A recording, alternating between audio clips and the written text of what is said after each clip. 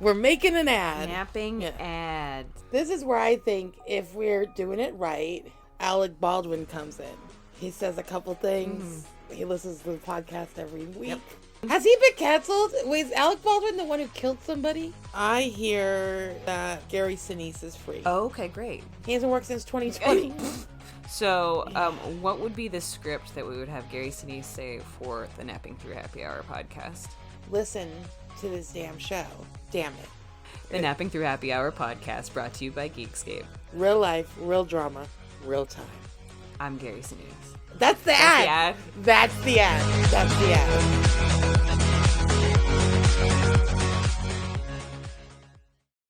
Hi listeners, I'm Carolina. And I'm Tessa, and together we are Femme Regard Podcast. Femme. We are a show dedicated to educating and entertaining underdeveloped filmmakers and film enthusiasts alike. We love sharing our experiences as filmmakers, what we've learned and what we've gone through. And we love bringing on professional industry guests.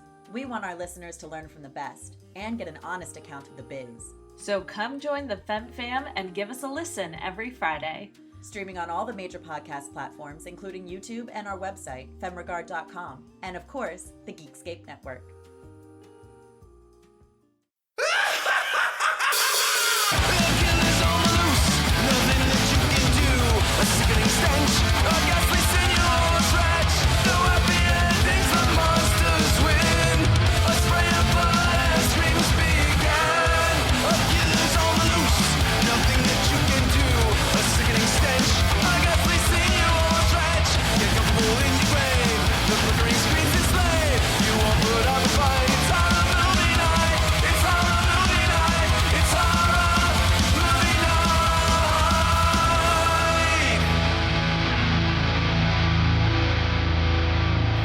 Everybody, we're back with another episode of Horror Movie Night, and Kyle, you are having us dive into some Italian zombie splatterfest.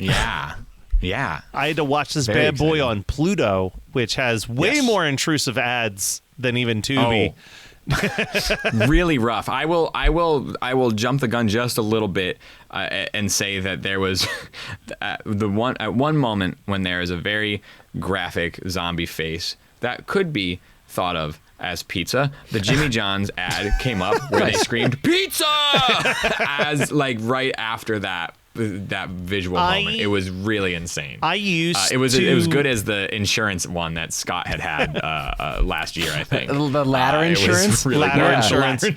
I used to fall very- asleep to Pluto. Like that was one of my like apps that I would put on because they had like a Cheers channel that just played Cheers and Frasier reruns 24 hours a day. And I had to stop because whoever's in charge over there at Pluto does not like mix the ad volume with the content volume well at all. So like I'd have the TV at a regular volume to just like faintly hear Cheers, and then it would go to a commercial break and it'd feel like I was being screamed at by ads for like 2 straight minutes, and then it would go back to like the calm like 80s audio of Cheers. I was like, this sucks. This is kind of like a crazy thing, right? Like you know, AI could solve that, right? Like AI, but that's not what we're using that AI shit could for. solve just a nice transition point between your commercial placement and the thing that you're watching previously. You know, I don't want it to. Hire someone to adjust volume levels. Like, convenience will destroy us all, but I do think that is something that could happen. Yeah. and if that's the go-to, then that could be the work. best use of that technology that I can think of. Yeah, there's nothing. I think there's fewer things that it could be used for than adjusting our audio between commercials and feature film or TV show. Or who's to say? The other Or issue that Cheers. we struggle with in this house is just the volume difference app to app. So like, if the 3-year-old wants to watch Bluey on Disney Plus, we have to crank the volume to like 20 for it to be a normal volume, and then but if you go anywhere else, dude, you better make sure that's back down, dude. All right. The amount of times that you hear that Netflix thump, you're gonna go deaf. The big one for us is YouTube. We'll hand the remote control to the 10-year-old to watch something on YouTube, and that like boop, like noise that kicks on when it shows you all the different like users that you can choose from. Yeah, it'll destroy you. It's like the house rattles. What the hell was that? I was like, this is the perfect moment for me to try to just get the sound of this crack the loudest that I You can. crushed it, dude. For City of the Living Dead, I got another one from Dudleytown Brewing, Open Portals. Oh, very nice. Which is an IPA. It's a very beautiful. That's a great can. Hazy IPA. A great can artwork on this one. Scott, are you drinking anything today? This is called Numb, and it's got a headless monk on it, and it's from the nice. Vale Brewing Company. Evan could attest to this. We were on a trip and we stopped at a liquor store in New Hampshire. So I was like, oh, lots of breweries, lots of things that I've never seen before. And I was in this store and he was like, you were stressing me out trying to pair a beer with this movie. I was like, maybe this. No. This. No. And he was like, we have to leave. You can't pick a beer and you're a nightmare. Luckily, my store had Open Portals here. So I got something nice to go along with City of the Living Dead or The Gates of Hell from 1980. Well, Kyle, now you get to do one of the more impossible tasks every week on Horror Movie Night, but especially when dealing with Italian zombie films, is to walk us through this film. But before you do that, I do want to just talk about the way this movie opens, because it opens with a scream, for starters. Which feels great. Which, actually, now in retrospect, I didn't even think about this. Beautiful way to tie the ending of the movie straight back into the beginning of the movie. Love that.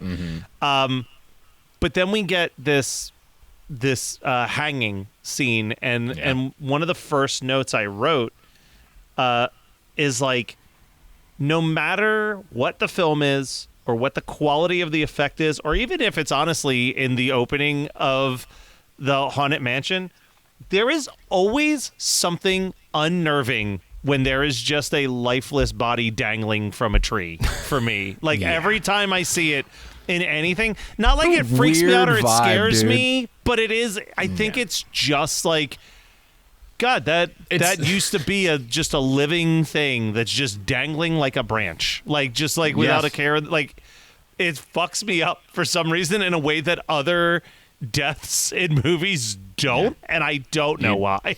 You can't watch The Wizard of Oz because you just like get nervous about this, the Munchkin. It's like, I know that it's a bird, but it still freaks me out. No, there's something like really, it's unnatural. It's horrifying. It's a very scary thing, and it's a very antiquated way of suicide, right? Like that's like a very, that's been around for a minute, and so you have to have some intention if you're going to do that. And hanging from a tree, and this one's a pretty serious hanging. You get a little bit of a low angle, you get a lot of shots of this dude's eyes. This is serious. That Fulci is full of nihilism. Like anything that Fulci does is so nihilistic, and I think oftentimes like the scariest, or the things that at least, and by scariest I don't mean like jump scare, but the things that are like kind of the things that are the most at least that I react to the most, particularly in his movies, are looking at like the decay and the rot and all of the things that we know as part of death that he chooses to focus on so much and with so much detail, and it just goes with this nihilism, so that sometimes like narratively the thing falls apart, but it's really because he's just trying to show the nasty emptiness, loneliness of death in this weird way, which is why pairing his vision with something Lovecraftian like the Dunwich Horror, it ends up working, even if it's very loose, a very loose, capital L, loose adaptation, it ends up working pretty well. Yeah. I mean, at the end of the day, one of the early notes that I wrote, but I think that this note carries through the entire film, is like, this movie's really gross, but I still liked it. I don't know if this is like one of my favorite films that we've ever watched, but like, I feel, how do I word this? We're going to get to a point in this movie where you see a zombie hand smash into the back of someone's skull and crush their brain out of their skull. Yeah, that happens like it's- 3 times. How do I say? Yeah, how do well, that's what I was gonna say. this? It's awesome and gnarly when it happens, but then like it keeps happening, and I feel like that kind of sums up this movie perfectly. Is like a lot of cool shit happens, and then it happens again and again and again. It's not really tired. I mean, I didn't find myself super tired of it. Where I think there's other maybe, and I'm not a big, I've not seen a lot of Fulci. Like, he's kind of a blind spot, which is why I picked this movie in our anniversaries of things. Like, I don't know, I haven't watched a ton. I don't even think I think this is the first of the trilogy. It is that I've watched at all. So I don't think that's true. No, I think House by the Cemetery is part of the trilogy. The Gates of Hell Trilogy? House by the Cemetery. Yeah. Oh, I don't think if I realized that, I forgot. Oh, okay, I thought that was a separate thing. Never Bob mind. the Kid. So I've seen that. Yeah. And that's the fine. Yeah, another Bob, right? It's Is he the Bob? Beyond, the Gates of Hell, I've not and seen the House. Beyond. I mean, the Beyond, City of the Living Dead, and House by the Cemetery. Okay, never mind. I've seen House by the Cemetery. I thought You've that never was not seen the part of Beyond trilogy. though. I've never seen the Beyond. Really? Which is sort of Interesting to me. like, That's very interesting. Yeah. Yeah. But, oh, God, I mean, I can't tell you how many clips of this movie I've seen. Well, like, I was watching this, I was like, oh, I know that kill. I know that Well, kill. How many that's- compilations I mean- have, like, kills from this? I feel like that's the thing, right? Like, I like Fulci's movies plenty. You know what I mean? Like, I look at his filmography, and it's like, man, he's made a lot of movies that I really enjoy. Zombie, Right. which is, like, kind of what led to this movie. This was, like, a bounce off of Zombie. House by the Cemetery, The Beyond. I'm just kind of, like, looking at some of the other ones to remind myself of what he's worked on. But, like, I would say that he is like the king of the like clip show horror, right? Yeah. Yeah. Like the Dude. effectiveness of the movie still works if you just watch a kill compilation, because Yeah. the plotting and the this is why I said, like, you kind of have this impossible task. Like, the plotting and the pacing of his movies is just like so. There are way too many goddamn characters that show up in this movie and then, like, aren't that important in the long No. run of the movie. Where it's No like, one's important, honestly. yeah, that's why it's like you have a character who starts this movie dying during a seance and coming back to life a couple days later in a coffin. And, like, Right. even her importance in this movie is kind of minimal in the grand scheme of everything. Like, In the grand scheme of things. it's It really just is weird. It's like one of those things where it is kind of about the town, but we don't express that until we are, halfway into this movie, where it's like, oh, we are going to go to Dunwich and see that there are multiple people missing and, like, get to that point. But yeah, what's going to happen as far as my rundown is I'm going to give you the setup and then we'll just go from there, because other That than sounds that, it is just about impossible like to- person, death, which is great. And so in Dunwich, as we come to find out, which is the town that is built upon the original Salem ruins, a priest hangs himself. And at that same time, in New York, Mary, a medium, sees this suicide as it opens a portal to what she screams, "City of the Dead!" before she dies on her own. And so we're all trying to kind of figure out why this mysterious death happened. There's a cop, briefly. There's a reporter who stays the whole time, who really wants to know why and how and what's going on with this mysterious death. And he does so by trying to get into the crime scene. He goes to the cemetery, and good thing he's there, because turns out Mary is going to awaken in her coffin as she's getting buried, half buried, because union rules. These grave diggers just leave her half buried until fucking tomorrow, I guess. Like, it's really Fulci's never quite been to a funny. cemetery, Like, by the way. no, never been to a cemetery. And, like, this is actually the first place I wrote down nihilism, because I was just like, oh, no, Fulci's just like, death don't matter. Nobody cares if you die. Like, these guys who are burying you will make shit up not to bury you, and they don't know nothing about you. And also before that, the grave diggers are just, like, stepping around a skeleton of somebody another body that they're burying. It's crazy. Anyway, the Mary awakens in her coffin, and this reporter and Mary are now in cahoots as we journey into this movie, trying to kind of figure out like what's going on. And at the same time in Dunwich, a lot of mysterious things are happening. This bar just starts breaking apart. There is a guy named Bob. Gotta have a Bob. Always gotta have a Bob. Who's allegedly the town pervert, and then gets he gets sort of picked as the person who is causing these mysterious deaths and disappearances. I want to talk about Bob for a second because I did write a note here about Gotta talk about Bob. He's pale as fuck, and he needs some help. The boy needs help. I wrote, a man is feeling up a sex doll before seeing the rotted baby corpse, and that really just is the perfect explanation for this movie's tone. The priorities are... It's so weird. It's such a weird, shocking movie when it wants to be, and then other times it's like, I assume that this guy just randomly feeling up a sex doll leaning up against a wall is supposed to be somewhat comedic. I can't imagine that it's supposed to be taken stone seriously here, but like it's the just doll like blows itself up too. So Yeah. I don't know who like it blows itself up before it gets felt up. So the supernatural presence is already there. And it's like, hey, do you want this? You want the fake boobs?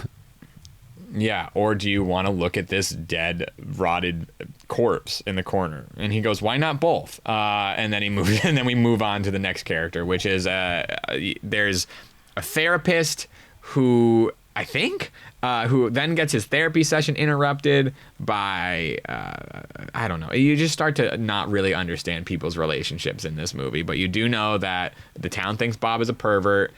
There's a dude who looks like 2025 Davey Havoc who is a therapist, and there's 2 or 3 women that all look about the same. I can't keep them. That all end up having this kind of a similar demise. And we just start to go through death after death after death. Like there's this woman who interrupted the therapy session ends up getting vomits disemboweled. Oh, like, yeah, it's like it's like a supernatural disembowelment through her mouth. It's fucking crazy. And then that's one of the first head rips for the person who she's making out with in the car. That's a great scene. Yeah. Love that. There's a lot of people who are frightened to death, which is clearly the easiest autopsy report that you could fucking write. It just seems like the coroner's phoning it in. Yeah, their heart you could just say exploded with anybody's fright, frightened to death. as we learned in Tourist Trap.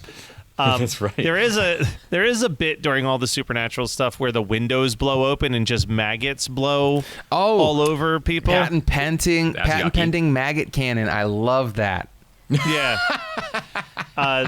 There's It's gross. There's a It's couple. gross as shit. There's a couple. It did not work out at the baseball stadiums, but they switched it out for T-shirts. But they tried maggots. There's a couple moments that I really think are brilliant. And there's this scene where they get a phone call from John, who's the only character whose name I remember. This little precocious boy. And he calls to let not to be confused with the Jimmy John's ad that came on. not to be John confused with the and Jimmy John's ad people. that came on. But they get this phone call from John letting him know that his sister has killed his parents, and then the therapist is like, but his sister died 3 days ago or whatever. But John calmly hangs up the phone, and you hear this dripping sound. And I don't know why I love this shot as much as I do, but there's what looks to be milk in a fancy wine glass. Oh, yeah. And there's blood from the ceiling dipping into the milk. And it's like, it's one of those moments where you're like, I do love the weird brain of Fulci, where it's like, it's such a calm scene for something that's like kind of gross. And it's like, raises a million questions, like why are they drinking milk out of wine glasses? Like, like there's a lot of those moments where I'm like, oh, I actually don't hate this movie by any stretch of the imagination, but it is fucking weird. And I think it hits a weirdness peak in this one scene where I'm going to read my note, and I want to know if you guys know what the hell I'm talking about. But I wrote, where the hell did these animal sounds come from? Are they in an Abbott and Costello jungle film right now? Because, like, there's a scene where they're running to this apartment, and it is like the stock jungle noises track underneath it, where you're hearing, like, like it's like the what layer of hell is the zoo? It's really bizarre. It's like, why is this the audio track that they picked for this? There's so many confusing moments in this movie, and that was the most confusing for me. Yeah. I think the confusing one for me was actually how unperverted the coroner was. Like he had this. He just looked so pervy, and nothing ever came of it. Really. Hey, I was just expecting so much worse. Stay tuned for my what did I watch this week if you want to get your little jolt of perviness. If I want to get my rocks off. Yeah, thanks. Exactly. This movie. No, Fulci makes some really weird choices, and I think that like not all, like again, in the limited Fulci that I've seen, or at least even just what I've heard from other people, I think it's like sometimes a turnoff. But it's also like the dude's just trying to make stuff look interesting, and I think that's like, that's all any sort of silly independent horror filmmaker wants to do is just make something that looks cool. But it's what if you makes can these accomplish Italian that. zombie films and not just Fulci films so hard to do. It is like impossible for us to talk about an Italian zombie film for 40 minutes. I think it is like physically impossible for us to do it. Especially because this is also like, I was even questioning if it was a zombie film, right? Like it's not like it's an undead movie, but it's not really a zombie, and it's not really a demons movie. It's kind of its own form of dead people doing dead people things. The only reason why I would say I think it's a zombie film is just because it was basically made to be... I don't think it ever got the title, but I think the original intention was this was going to be Zombie 3. And then Fulci kind of like changed it and redirected it a little bit. But what ended up being Zombie 3? I think just the movie Zombie 3. Oh. Never mind. It starts to fall apart a little bit, but they end up going. So a bunch of people die, with the exception of the therapist and one of the three women who look exactly the same. Yeah. And what happens is they go subterranean, and they start to find sort of the portal of hell that has been opened after this priest's death. And we still don't really find out like why it's open, at least not that I understood. It just did get opened. And why did he kill himself? Why? And I don't know if that happened. I don't think we find out that in the next two movies. I don't think the Beyond is is going to solve any of my problems. Though I am looking forward to seeing it now. But they burn the priest underground. Oh, I'm sorry. I need to talk about one death before that, which is Bob the pervert's death. After he gets found he sleeps in a car of a person that he knows, his dad. I don't know if that is knowledgeable to anybody, but he awakens in this car. This girl grabs weed, notices him, asks him to smoke a joint. Her dad comes in. This is all like 30 seconds. Her dad comes into the garage, and then because everybody is suspecting him of these murders and disappearances, he ends up getting a drill through his skull. Yeah. One of the I remember cutting that clip for Survival of the Film Freaks, and I did not remember that it was in this movie. And as soon as it started happening, I was just like, "Oh shit, it's happening!" It's a great kill. A drill press, like a horizontal drill press, which I'm not sure is. Like, I don't know if I've ever seen a horizontal drill press. I think I've only ever seen Vertical. I think that we've seen them in horror movies. Honestly, I think that they've fallen out of favor because of the amount of times they've shown up in 80s horror movies. Oh my god, that's what is like? Oh my god. Okay. Horror movie Lowe's. Like, what would you call like the horror movie Home Depot, where they sell these modified tools that are like? And I don't mean like, here are, just like, I want it to be like an actual hardware store, but they sell the horror movie hardware because you think you need it. There's definitely like an altered scythe. Like, I mean, the driller guitar. Yes, of course. Okay. Well, no, right, I think I'll that the work on driller that. guitar, you'd have to assemble yourself. You'd have to go like, Yeah. You'd only be able to get the drill, which You'd only be able to get from the drill. is Yeah. from Yeah. from Summer Party Massacre 1, and then you'd put that on top of. Is that a real drill? Do we think that's a real That's drill? a real drill. It's just a ridiculously Okay. large bit. Yeah. Okay. But then there's also I know that I talked about it when I watched when I reviewed, quote unquote reviewed, when I kind of gave the shit end of the stick to In a Violent Nature. They had that. It was like a log. It wasn't a log chipper, but it was a log splitter, and it was horizontal. And then somebody gets like, I think they get split in half, crotch to head. Or Also, was it cordless? no, it's like literally. It looks like. You guys, maybe I'm asking the wrong people, but at the gym when you go and you sit on the rowing machine, it's like the center of a rowing machine, except it killed people.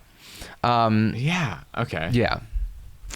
Okay. So I just need like a Home Depot ad that's advertising all the silly. You need to do with like, Home weapons Depot and machinery. weapons what Intruder did with things inside of a grocery store.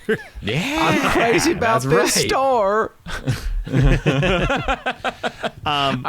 There's not much. I mean, like the movie ends. The movie if ends. I remember The correctly. the movie priest ends. from the beginning The Fabio gets Frizzi score is just staked. cranking. It's great score. Like the music is freaking killer. But what's the end? flames are licking. I'm confused by the ending, right? 'Cause No the one movie knows what the ends- ending means. Yeah, they kill the priest from the beginning with a cross in the chest. Everybody turns to dust. They climb out. John comes running to them, and then Mary is just screaming Screams. uncontrollably. And it's like I was like getting excited for a second. I was like, oh, are we gonna get like another phenomena thing where the movie's over and then like out of nowhere, like someone Get just 10 gets minutes of beheaded just from some crazy carnage, shit? yeah. But like, no, I guess it's just to link back to the scream at the start of the movie, as if like Maybe? Mary's thing is like in a constant loop. I don't know what the hell it's trying to do, honestly, and no one seems to know on the internet. Yeah, all I saw about that was that some people believe that there was a scene that like there was a reel that was lost, and that Fulci had like a more straightforward dark ending, and then changed his mind. But then some people say that Fulci said that no, he really did want it to end on an upbeat, but that doesn't make sense for why they'd end with the scream. So I think that it's just stupidity. Yeah. I think it's, or maybe not stupidity, but Yeah. it's ineptness. Now, here's what I will say about this movie is that Fulci could never say that he knew anatomy, because like as you guys said, he doesn't understand that skulls are bone all around your brain matter, and so a zombie can't just grab it and squeeze it like a piece of dough. But the other thing is that put yourselves in the shoes of someone watching this shit 45 years ago. Can you imagine how fucked up you'd be after watching this movie? Like, because like it's a really gross movie. Like it is to me.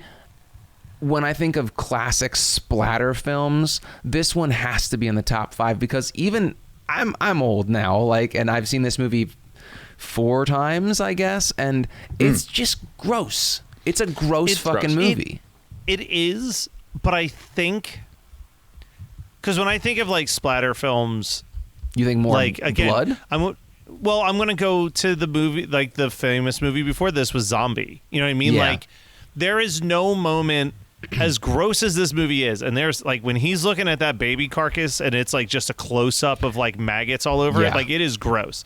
But there is nothing that like makes me squirm on the level of like the eyeball scene in Zombie. Like the way that is shot and builds tension, I think is much more unsettling than anything. And I feel like this movie actually suffers from like Family Guy effect of like it's so repetitious with how it shows certain things that like I said, I enjoyed the brains being crushed out of people's heads and I never got tired of it, but it definitely was less gross and effective by the third time that I saw it. You know what I mean? Like it where like I do think that there are other Fulci films where like it feels like every new gross moment is more shocking than the previous gross moment before it. This one feels like it leans a lot on like whatever felt like the greatest hits of the film to like repeat over and over again. There's a consistency. That's where the consistency of this movie There's no exists. consistency in the plot, but there's consistency in brains being pulled out of skulls. Yes. Yeah, I agree. Hey, and listen, if you got it, flaunt it. Yeah. Experience a membership that backs what you're building with American Express Business Platinum. Enjoy complimentary access to the American Express Global Lounge Collection and a welcome offer of 200,000 points after you spend $20,000 on purchases on the card within your first 3 months of membership. American Express Business Platinum. There's nothing like it. Terms apply. Learn more at americanexpress.com/business-platinum.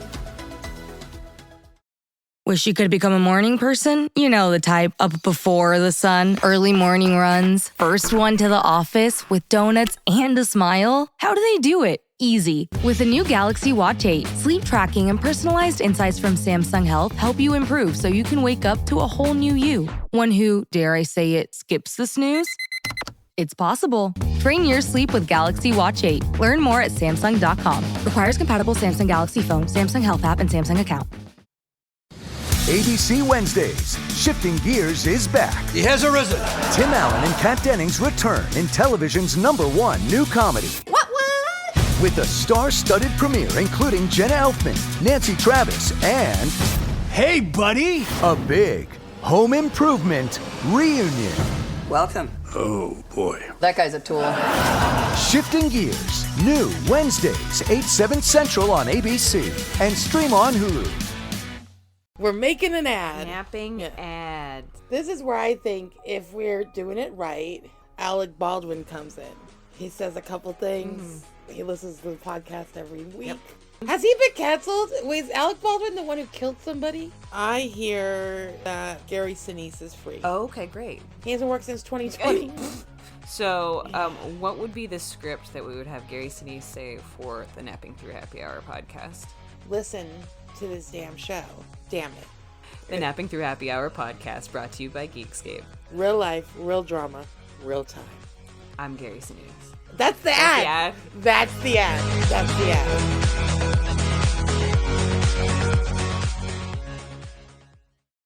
Hi, listeners. I'm Carolina. And I'm Tessa. And together we are Femme Regard Podcast. Femme. We are a show dedicated to educating and entertaining underdeveloped filmmakers and film enthusiasts alike. We love sharing our experiences as filmmakers, what we've learned and what we've gone through. And we love bringing on professional industry guests.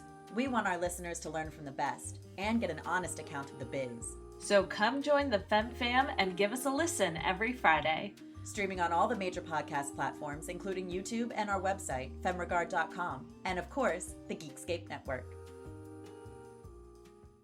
We're making an ad. Napping ad. I hear that Gary Sinise is free. Oh, okay, great. He hasn't worked since 2020. So, what would be the script that we would have Gary Sinise say for the Napping Through Happy Hour podcast? Listen to this damn show. Damn it. The Napping Through Happy Hour podcast brought to you by Geekscape. Real life, real drama, real time. I'm Gary Sinise. That's the ad. That's the ad. That's the ad. Well, the big question, though, Kyle, is after you've shown people this classic piece of splatter film, what do you make them watch next? Matt, we were just on a podcast together on one of yours talking about a movie that is unrelenting and in an inept way where it does not let up at all. It just kind of starts at, and it's not even, doesn't start at 100. It really starts at like 80 and just stays at 80, which makes it a very exhausting and dumb fucking movie. Yeah. That to say, I'm not going to change the pace of our night with my follow up here, and I don't think that these are dumb or exhausting movies. But some might say I'm going to choose Burial Ground. God damn it! That's exactly what I wrote too. Yeah, Fuck. And I don't even like that movie that much, but this. No. Yeah. Every frame of this movie made me think of, to the point that I'm like, have I watched this before? Yes. And I realized I was just thinking of Burial Ground and scenes from Burial Ground. I'm not even going to come up with a second one. I'm just going to say I agree and call that my double feature at this point. I mean, I don't know what else you do, but unless Scott's got something that you're going to stay. No, Matt's not going to be like, oh, I was not thinking. I'm going to go with The Church just because it's another absolutely mindless clip show based Italian horror from the 80s. 80s? Is that 89? Whatever it is. But I love The Church. I think that The Church is a superior film to this because it's got more rewatchability for me. But at the same time, it's like I think they're trying to achieve two separate things because really, I don't think The Church is as gross. It's just way more bombastic. But you know what's really funny is that as I said, I've watched this movie 5 times. Let's say 4 times now. I've watched City of the Living Dead 4 times. Fully. And then let's just call a clip show for the 5th one. I always forget that the ending sucks because I think of the ending of The Beyond and how badass it is. Yeah. And I'm like, oh, fuck yeah, I love the ending of City of the Living Dead. Nope. It's The Beyond. All right, so I'm going to go for 2026 when we discuss The Beyond. Beyond. I'm going to go with I'm going to go with a more fun zombie splatter film, Dead Alive. Nice. Just a fun one. Nice. Way more innovative, gnarly kills, but a lot more fun. Guys, we got a lot of cool stuff on the horizon. For starters, you can catch me at Creature Feature Weekend on November 5th. Sorry, you won't catch me there November 5th. Find me at Creature Feature Weekend on November 7th, 8th, and possibly 9th, but most likely just 7th and 8th. Go to patreon.com/HMM podcast. Get all the cool video content, bonus conversations, etc. Shoot us an email, hmmpodcast@gmail.com. Join our newsletter. Go to our website, go to our merch store, hmmpodcast.dashery.com, or visit our website, hmnpodcast.com, to pick up some sweet-ass merch to support the show. And also find us on all of our socials, HMN Podcast. Now, boys, I got to ask you the question of what have you been watching, listening to, reading, etc. that you want to talk about. And I'm starting with you, Kyle, because you picked this movie. Yeah, dude, I saw The Toxic Avenger. I got to see it in theaters. I got to see it with some pals. Shout out to one of our listeners, Greg. Shout out to Parker, and then Parker's friend, whose name I promptly forgot. So I want to say Sam. But Parker, don't listen to this. We can call him Bob the Kid. Yeah. Perfect. Toxic Avenger's fun. Toxic Avenger's a lot of fun. I have... a really soft spot for the Toxic Avenger, for Trauma, for Lloyd Kaufman, for what that did for me as a filmmaker, for as an independent film lover, for as a horror lover, like all of those things, right? Like all of those things exist, right? I also have a lot of love for Macon Blair and the independent artist that Macon Blair is, and what I've seen him do and be a part of through film. Anyway, that's coming from a filmmaker perspective. Now, just as an audience perspective, it's a lot of fun. Like, it's gross, it's silly, it jumps around a lot. Like, it has this sort of, ADD type thing going on where it's like we do just jump from moment to moment as the Toxic Avenger, Peter Dinklage, who plays it great. He does not play the actual Toxic Avenger. There is a female stunt person, I believe, who plays the Toxic Avenger, but Dinklage provides the voice for it. If you did not know that, you might not have known that, right? Like it matches quite well. But it's just really a lot of fun. It's crude at times. It's knowledgeable of its crudeness. It is gory. It is gross. Kevin Bacon's great. Like I think it's for sure out of theaters by now, but it is going to be on Screambox. And Screambox, a lot of people know how we feel about the Terrifier series, which has been their calling card. But there is a lot of other things happening over at Screambox that I think might be worth checking out. There's The Trouble with Tessa, which is a series that ousted Terrifier 3 from their top spot, their most watched recently.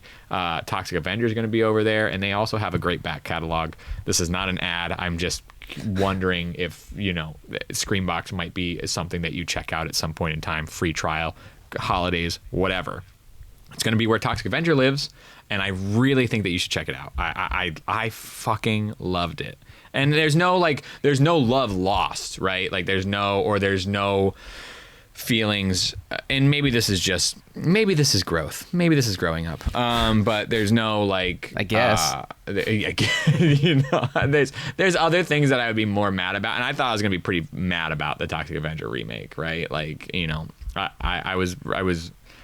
had my loins girded, but it's great, it's really fun. I highly recommend it. Nice. I want to very just quickly talk about the documentary that everybody seems to be talking about. It's definitely one of the most shocking documentaries I've watched in a while. Unknown Caller, the high school catfish. Either one of you watched this yet? I haven't watched it yet. Okay. Has it been spoiled for you yet, Kyle? No. Is it going to be now? Probably, because there's really no way to talk about it without talking about it, which is weird to say. But yeah, it's thrill me. So the conceit of this movie, if you haven't gotten a chance to, actually, you know what, Scott, you go first, and then I'll just tell listeners, if you don't want it spoiled, stop listening after Scott's. What did he watch? Okay, I will keep it relatively short. Megan and I have been on a rom-com kick, I guess. Nice. And we started with a really wild one that I'd never heard of, starring Sandra Dee. It's called The Reluctant Debutante. It's also got Rex Harrison in it. Have you guys heard of this? Only by that name just but scratched a part of my brain, but I don't recognize it at all. Couldn't tell you what it was about, yeah. Well, I'm assuming it's about a reluctant debutante. Yeah, well, so Rex Harrison lives in London, and his first wife was American, and so his 17-year-old daughter comes to visit for the summer, I guess, and it's and because she's 17 and American, it's Sandra Dee. She doesn't even have to put on an accent or anything like that.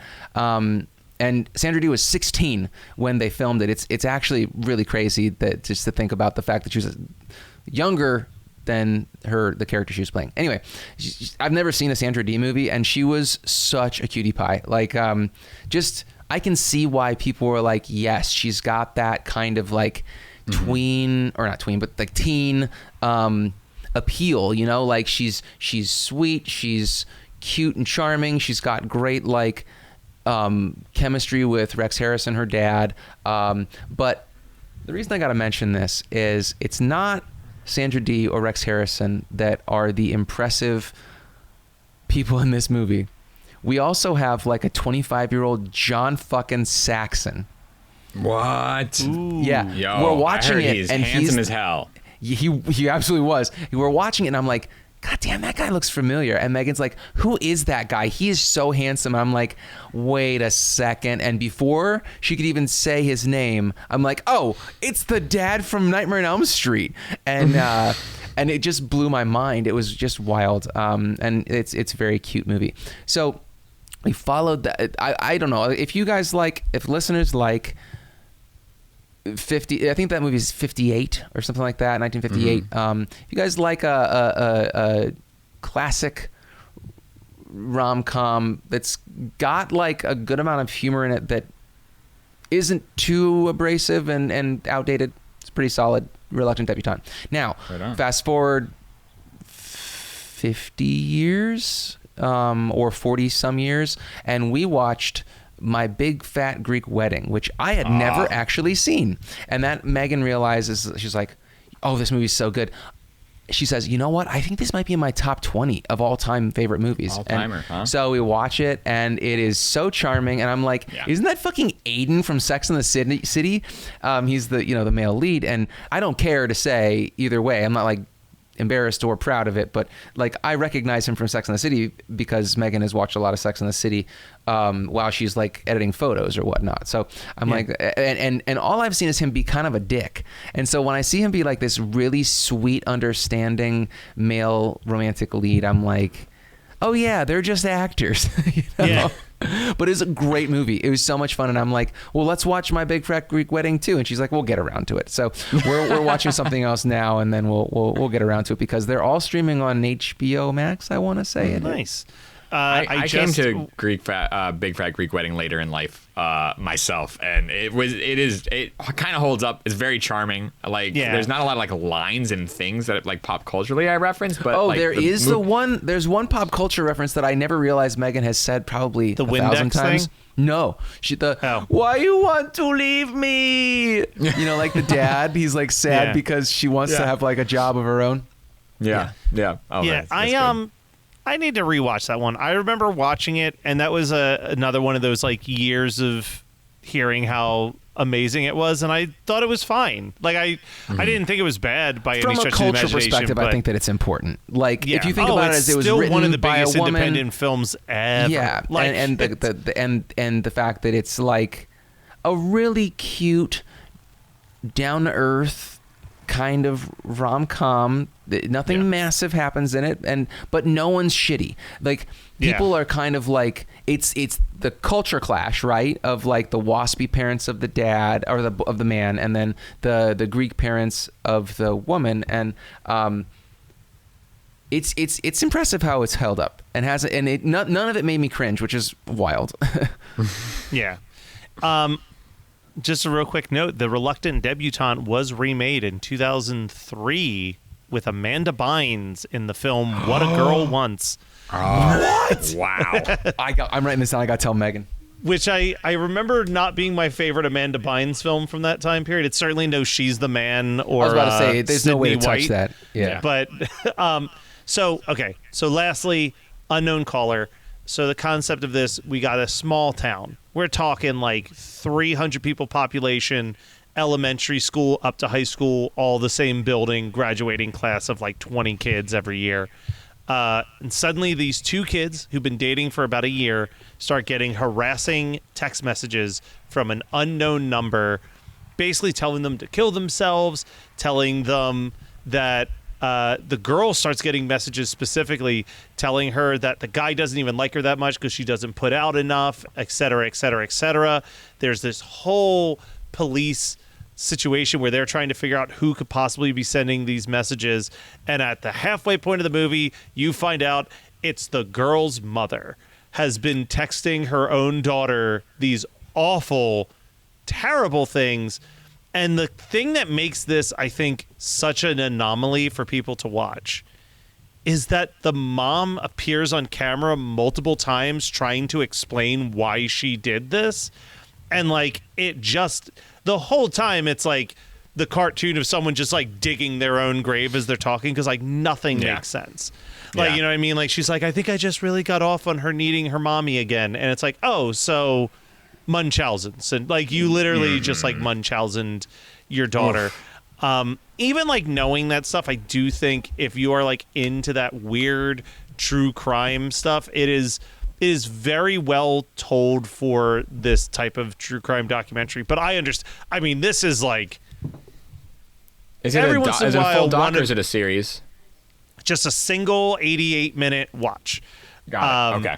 But it is definitely one of those, like, every once in a while, Netflix will stumble on to something like this. They'll stumble on to a poop cruise or something where they just find the right humans to interview to tell a fucked up story in a way where you're just like every person that they interview is a character straight out of like a weird movie, like a weird like indie film where you're just like, you could make a whole movie about what the hell this person's story is, and this like it's just so like multi-tiered and weird and strange. And I think that that's why people kind of latched on to this one in a way that like a lot of those other ones, people latch onto it for like the first 3 days that it's out, and then it kind of like fades into the background. But like this has been, I think it's been out for almost 2 weeks, and I would say up until some recent events from when we're recording, it was the number one thing that was being memed on the internet. Now a whole other thing has entered the conversation. Fucking chat, dude. But you know, we won't get into that here. He won't be missed. So that's all I'll say. Anyway, we will be back next week with more Halloween coverage here on this lovely, lovely October on Horror Movie Night.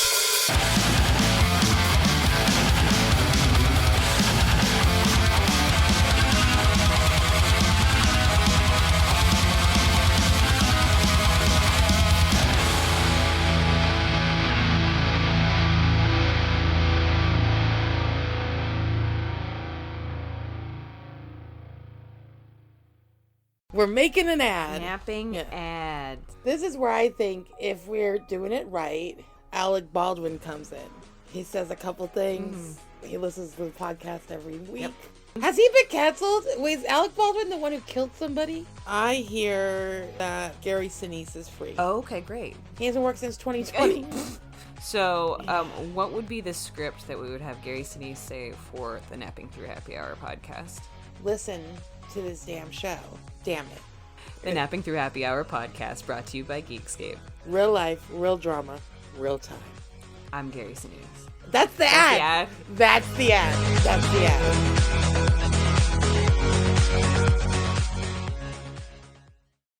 Hi, listeners. I'm Carolina. And I'm Tessa. And together we are Femme Regard Podcast. Femme. We are a show dedicated to educating and entertaining underdeveloped filmmakers and film enthusiasts alike. We love sharing our experiences as filmmakers, what we've learned and what we've gone through. And we love bringing on professional industry guests. We want our listeners to learn from the best and get an honest account of the biz. So come join the Femme Fam and give us a listen every Friday.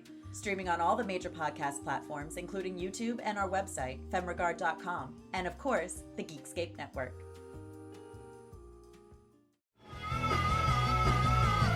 You're listening to the Geekscape Network.